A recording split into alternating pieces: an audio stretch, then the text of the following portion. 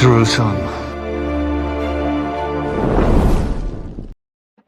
शहर यरूशलेम रुए ज़मीन पर वो वाहिद शहर है जिसे तीनों अल्हामी मज़ाहिब यानी यहूदियत, मसीहियत और इस्लाम के मानने वाले इज़्ज़त और एहतराम की निगाह से देखते हैं और इसे मुक़द्दस सरज़मीन तस्वुर करते हैं। ये तारीखी शहर अपने अंदर मुख्तलिफ कौमों की तारीख, अरूज व ज़वाल, जंगों के अहवाल और दास्तानें समेटे हुए है, जिसने कुदरत और इंसानों के हाथों तकलीफ़ें ही तकलीफ़ें बर्दाश्त की। ये मुक़द्दस शहर कई बार उजड़ा और आबाद हुआ, लेकिन आज भी यरूशलेम के लोगों के दिलों में अनकरादी मुकाम रखता है। शहर यरूशलेम अपनी जोग्राफिकल लिहाज से भी अजीब तरीन शहर है। ये शहर एक ढलवान पहाड़ी पर वाक़िया है जो जज़रे की सरजमीन से लेकर उकबा तक फैला हुआ है, जो जनूब और मशरिक के अलावा पहाड़ के दरमियान घिरा है।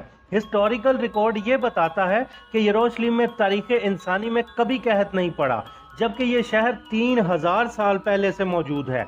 यरूशलेम की वादियों में मौजूद दूर दूर तक फैले चूना पत्थर और संगे मरमर की बंजर वादियाँ एक पुरकशिश और खूबसूरत वादी की शक्ल इख्तियार करती हैं। यरूशलेम के कई नाम हैं, मुख्तलिफ कौमों ने मुख्तलिफ दौर में इसे अलग अलग नाम से नवाजा। इसका सबसे पुराना नाम यबूस है। यहूदियों के मुताबिक हज़रत इब्राहीम अलैहिस्सलाम ने इस शहर को जिरा कहा था। बाद में शार्ली नामी बादशाह ने 2000 साल कबल मसीह में इसे सीलम का इलाका कर दिया। इस तरह दो इब्रानी अल्फाज यरो और शलम का मरकज बनकर यह शहर यरूशलेम कहलाया। इसके अलावा अरबों ने इसे सुनहरा शहर यानी द गोल्ड सिटी का नाम भी दिया था, क्योंकि जब सूरज तुलू होता तो उसकी किरणों से यहाँ सुनहरी पत्थरों से बने हुए मकान जगमगा उठते थे।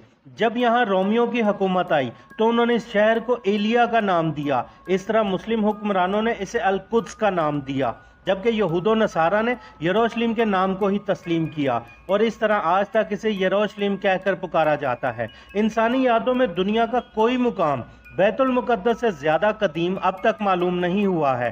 अहले किताब के अकायद के मुताबिक एलिया वो सरजमीन है जिसके ज़रिए इंसान गुनाहों से पाक हो जाता है और यही वो जगह है जहाँ से इस कायनात की तख्लीक हुई, जबकि अहादीस के मुताबिक यरूशलेम में सबसे पहले खुद हज़रत आदम अलैहिस्सलाम या उनके किसी बेटे ने कदम रखा था। जैसा कि नबी रहमत सल्लल्लाहु अलैहि वसल्लम ने इरशाद फरमाया कि रुए ज़मीन पर सबसे पहली मस्जिद मस्जिदुल हराम है और उसके 40 साल बाद बैतुल मुक़द्दस की बुनियाद डाली गई थी, लेकिन गालिबन उस वक्त यरूशलेम में आबादी नहीं फैली थी।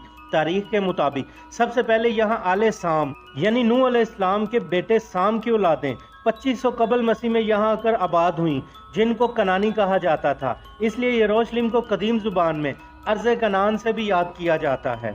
फिर 2000 या 2500 कबल मसीह में हज़रत इब्राहीम अलैहिस्सलाम ने इराक से हिजरत फरमाकर इस इलाके में तशरीफ़ लाए और हब्रून के मुकाम पर सकूनत इख्तियार की।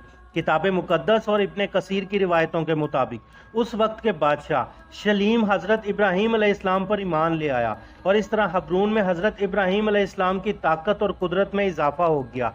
यहीं हज़रत इब्राहीम अलैहिस्सलाम की औलादें हुईं और आप अलैहिस्सलाम ने ज़िंदगी का एक बड़ा हिस्सा इसी मुकाम पर गुजारा और हब्रून में ही आप अलैहिस्सलाम मदफून हुए।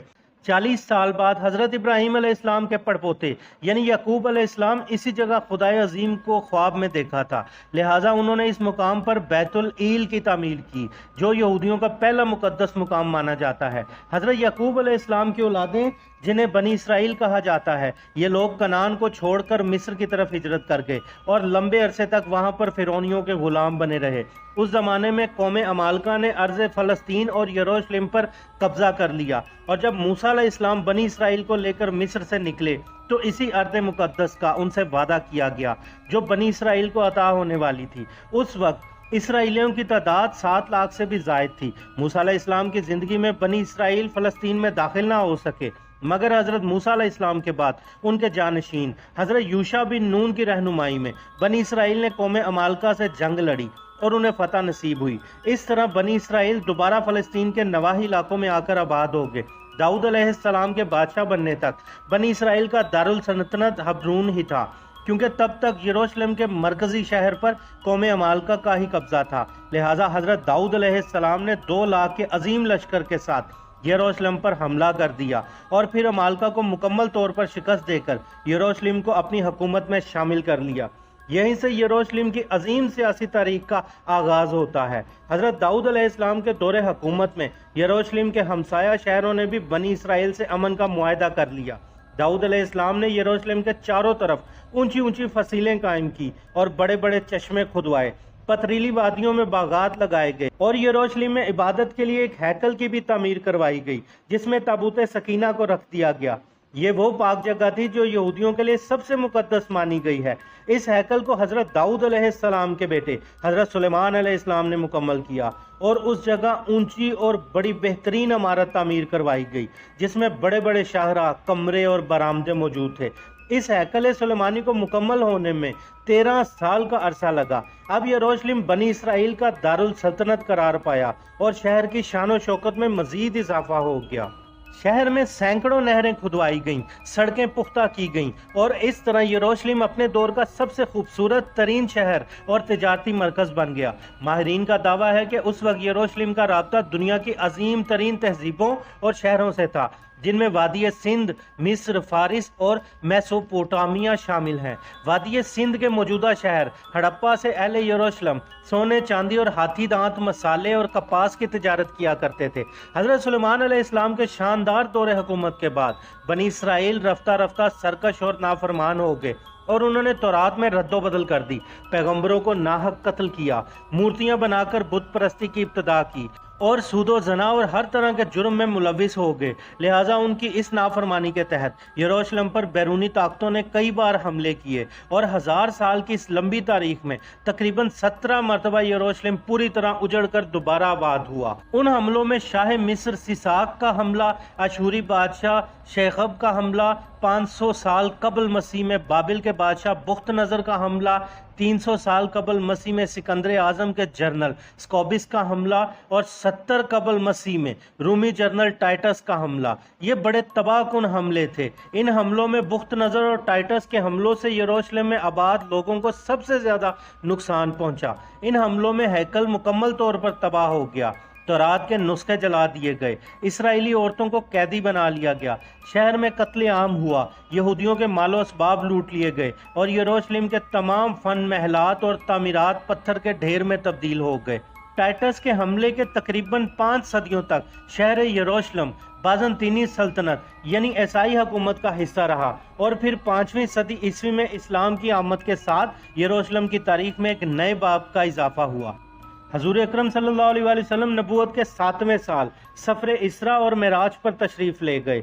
इस दौरान हजूर सल्लल्लाहु अलैहि वसल्लम मस्जिद अल हराम से बैतुल मुक़द्दस पहुँचे और तमाम अंबिया कराम अलैहिस्सलाम की नमाज में इमामत करवाई और फिर इसी मुकाम से बुराक पर सवार होकर 7 आसमानों के सफ़र पर तशरीफ़ ले गए। इस तरह काबतुल्लाह और मस्जिद नबवी सल्लल्लाहु अलैहि वसल्लम के साथ यरूशलेम के बैतुल मुक़द्दस को इस्लाम के अहम तरीन मुकाम का दर्जा हासिल हुआ। 16 हिजरी 236 ईस्वी हजरत उमर इब्ने खत्ताब रजी अल्लाह ताला अन्हु के दौरे खिलाफत में बैतुल मुक़द्दस को यहूदो निसारा के हाथों से दोबारा आज़ाद कर लिया गया और यरूशलेम इस्लामी सल्तनत का हिस्सा बन गया। 86 हिजरी में अमवी खलीफा अब्दुल मलक इब्ने मरवान ने मस्जिद अक्सा की तामीर नौ करवाई और खलीफा अब्बास मंसूर ने फिर मस्जिद की मुरम्मत करवाई। मुसलमानों के यरूशलेम फतह करने के बाद कई अरब कबाइल वहां आकर आबाद हो गए और फिर कुछ अरसे में ही यरूशलेम में एक खालिस अरब इलाके में तब्दील हो गया। बनु अब्बास की खिलाफत तक यरूशलेम इस्लामी रियासत का हिस्सा रहा, लेकिन जैसे ही खिलाफत कमज़ोर पड़ने लगी तो 1099 में सलीबियों ने बैतुल मुक़द्दस को फिर मुसलमानों से छीन लिया और यरूशलेम में मुसलमानों के खून से होली खेली गई। तकरीबन 88 साल तक ये शहर सलीबियों के कब्जे में रहा और फिर आखिरकार किबला अव्वल की आज़ादी की खातिर 16 जंगें लड़कर सलाहुद्दीन अयूबी ने 1187 ईस्वी में यरूशलेम को दोबारा आज़ाद करवा लिया। सलाहुद्दीन अयूबी के बाद तकरीबन 700 साल तक यरूशलेम इस्लामी सल्तनत का हिस्सा रहा, जहां तुर्कस्तानियों ने इस शहर को खूब तरक्की दी और वहां यहूदो नसारा के लिए भी दरवाजे हमेशा के लिए उन्होंने खोल के रखे और यरूशलेम की तारीख में पहली मरतबा इतने लंबे अरसे के लिए अमन व अमान की तारीख का दौर रहा। लेकिन फिर साल 1917 में खिलाफत उस्मानिया के खात्मे के बाद यरूशलेम दोबारा फितने और फसाद का मरकज बन गया और 1948 को अमेरिका, बरतानिया और फ्रांस की साजिशों से अर्ज़ फ़लस्तीन पर सियोनी नामी सल्तनत कायम की गई और यहूदियों ने यहाँ इसराइलियों के क़याम का ऐलान कर दिया। लिहाजा अरब इसराइल के खात्मे के लिए मैदान जंग में कूद पड़े, लेकिन ज्यूश ने अमेरिका के सहारे से अरब ममालिक को शिकस्त दे दी और फिर 1967 को 6 रोज़ा अरब और इसराइल की जंग के बाद यहूदी यरूशलेम और बैतुल मुक़द्दस पर फिर से काबिज हो गए। अरब से जंग के बाद यहूदियों ने फ़लस्तीन के इलाकों पर भी कब्जा कर लिया, जिसे आलमी बरादरी अब भी एक गैर कानूनी कब्जा करार देती है। सिर्फ यही नहीं, वक्त गुजरने के साथ इसराइल मजीद फ़लस्तीन के इलाकों पर कब्जा करता चला गया, जो आज तक जारी है। इसमें भी कोई शक नहीं कि हमारे फ़लस्तीनी बहन भाई तकरीबन 100 साल के करीब इसराइल के जुल्म की चक्की में पिस रहे हैं, और ये दुनिया की वाहिद कौम है जो अपने वतन में ही मुहाजिरों जैसी ज़िंदगी गुजारने पर मजबूर हैं। लेकिन ये भी सच है कि दुनिया भर के मुसलमानों के दिल फ़लस्तीन के साथ धड़कते हैं, और ये बात भी रोज़े रोशन की तरह अय्या है कि बैतुल मुक़द्दस का मसला फ़कत फ़लस्तीन के लोगों का मसला नहीं है, बल्कि पूरी उम्मत मोहम्मद सल्लल्लाहु अलैहि वसल्लम का मसला है। अल्लाह ताला हम सबको ईमान पर मौत दे, आमीन। मिलते हैं किसी और वाक़ये के साथ अगली वीडियो में, तब तक के लिए अल्लाह हाफिज़।